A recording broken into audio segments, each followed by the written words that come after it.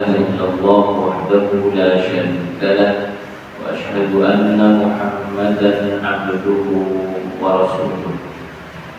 اللهم صل على محمد وعلى آله وأصحابه والتابعين ومن تبعه بإحسان إلى يوم الدين. Terhadap masjid, apa itu dafnul masjid? Menguburkan dafnul mayyit fardun 'ala al-kifayah hatta law kana al-mayyit kafiran. Menguburkan mayit hukumnya fardu kifayah hatta mayit kafir.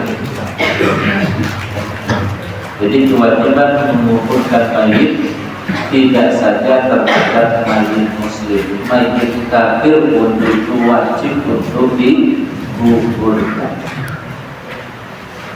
Kalau mayit muslim jelas ya Mas. Mayit kafir, seandainya ada seorang kafir tinggal di kampung kita, hanya seorang dia saja yang kafir, kemudian meninggal dunia. Nah, bagaimana kewajiban kita yang muslim? Kita tetap wajib untuk menguburkan. Ini sudah menjadi ijma dari para ulama. Bayangkan kalau kemudian karena kafir terus kita tidak menguburkan. Nah, itu dia Mas.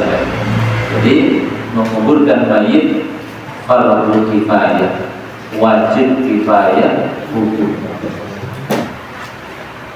Hal ini berdasarkan hadis Nabi sallallahu alaihi wasallam, yaitu hadis Abi Talha. Anna Rasulullah sallallahu alaihi wasallam amara yawma Badrin bi 24 rajulan min sanadid Quraisy.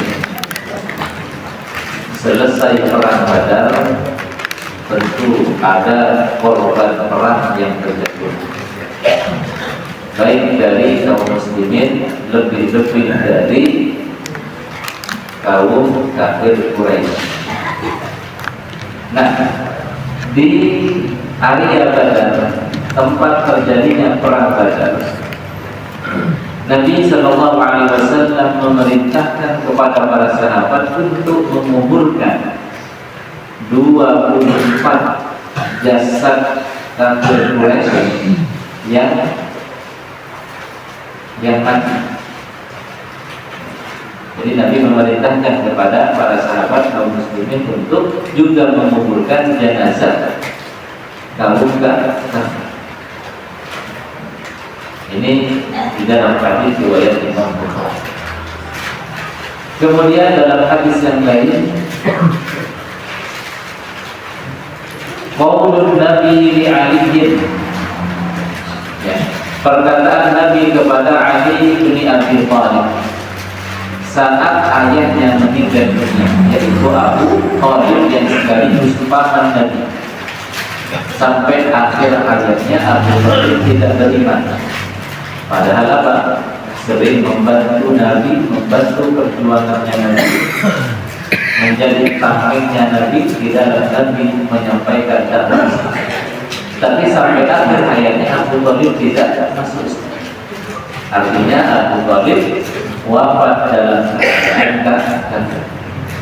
Apa sabda Nabi kepada Ali? Ya Ali, idhab fawali, wahai Ali, kuburkan jasad jenazah Ali. Ini jemaah sekalian, bahwa menguburkan jenazah baik muslim maupun kafir itu tetap harus dilaksanakan. Hanya saja la yudfanu muslimun ma'a kafirin wala kafirun ma'a muslimin. Tetapi tidak boleh mencampur, ya, kuburan muslim dan kuburan non muslim. Artinya jemaah sekalian, kuburan muslim harus terpisah dari kuburan non muslim. Kadzalika kana al-amru ala ahdi Nabi wastamarra ila asrina. Jadi sejak zaman Nabi sudah memisahkan antara kuburan muslim dengan kuburan kafir. Termasuk nikah siri itu mas. Nikah siri itu kan terpenuhi syarat-syarat dan rukun ini kan terpenuhi. Ya, ada 2 mempelai, ada wali, ada mahar, ada 2 saksi, ada akad nikah. Semua rukun nikah terpenuhi, tapi tidak tercatat. Ya, di KUA tidak tercatat di dalam administrasi resmi pengadilan. Muhammadiyah tidak memperkenankan, alias mengharapkan nikah siri. Kenapa? Menjaga supaya tidak terjadi hal buruk di kemudian hari. Karena dalam banyak penelitian bahwa terjadinya perceraian, banyak terjadi perceraian karena nikah siri. Nah, ketika bercerai yang jadi korban siapa? Si perempuan, apalagi si perempuan kemudian mengandung dari pernikahan siri. Anak juga jadi korban. Sulit untuk buat akte lahir. Kenapa? Karena tidak ada dokumen pernikahan orang tuanya. Nah, itu jamaah sekalian. Di antara alasan kenapa Majelis Taklim Muhammadiyah mengharapkan nikah. Bapak Ibu yang dimuliakan Allah, as-sunnah at-tabnu fil maqbarah, menguburkan jenazah sunnahnya di pekuburan. Artinya pendapat jumhur, pendapat umumnya para ulama, jenazah sebaiknya dikubur di mana? Di kuburan umum.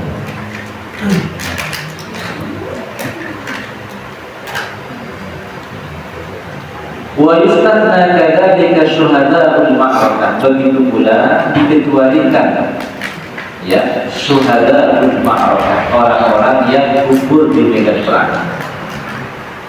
Fa innahum yudfanuna fi mawatin istishhadihim wa la yunqaluna ila al-maqabir.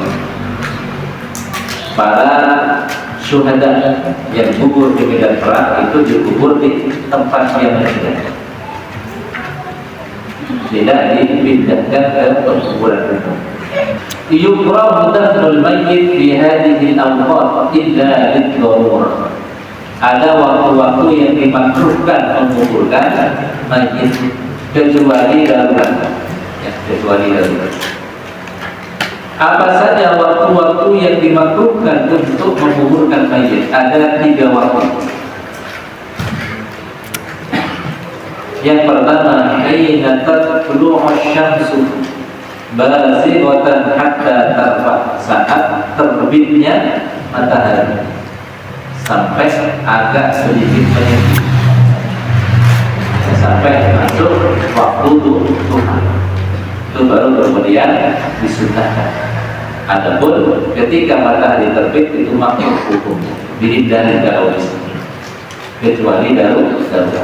Itu yang pertama. Kemudian yang kedua, wa idza yaqumu qa'imun al-dhahirati hatta tamila asy-syams, saat matahari persis berada di tengah, yaitu waktu sebelum zuhur sampai masuk waktu zuhur.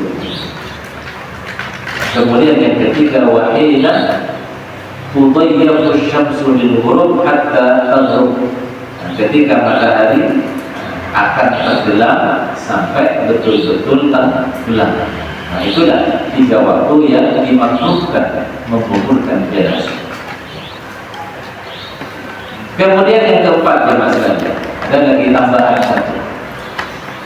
Jadi kalau di hadis riwayat Imam Muslim tadi ada 3 waktu, ada tambahan lagi pada hadis Muslim yang lain. Dari Jabir bin Abdullah anna Nabi sallallahu alaihi wasallam dzakara rajulan min ashabihi qubida fa kuffina fi kafni ghairi qaridin wa qubira laylan. Jadi ada di antara sahabat Nabi yang meninggal di malam hari terus dikubur di malam hari. Bahasa zaman Nabi ayyummar rajul bil lail hatta yusalla anhu, hatta yusalla alaihi illa an yattara ihsan ila dzalik. Nabi kemudian melarang menguburkan jenazah di malam hari kecuali darurat. Jadi kalau ada yang meninggal di malam hari dikuburkan yang benar. Kecuali darurat. Darurat ini artinya jenazahnya mungkin meninggalnya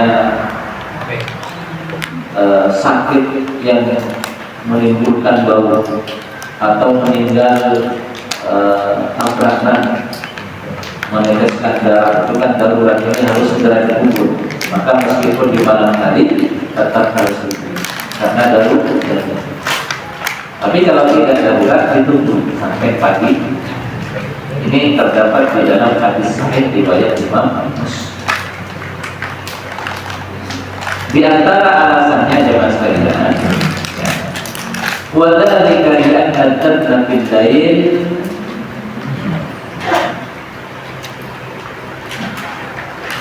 maghlatan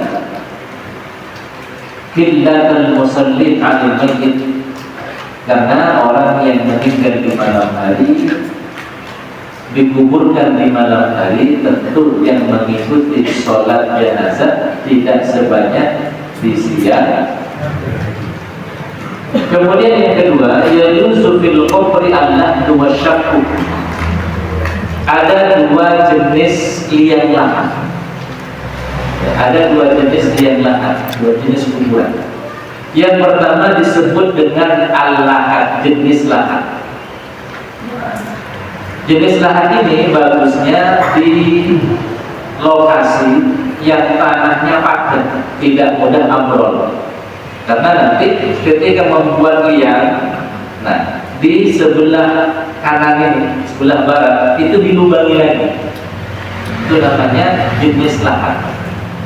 Sehingga kemudian apa? Mayit dimasukkan ke lubang bawah sebelah barat itu.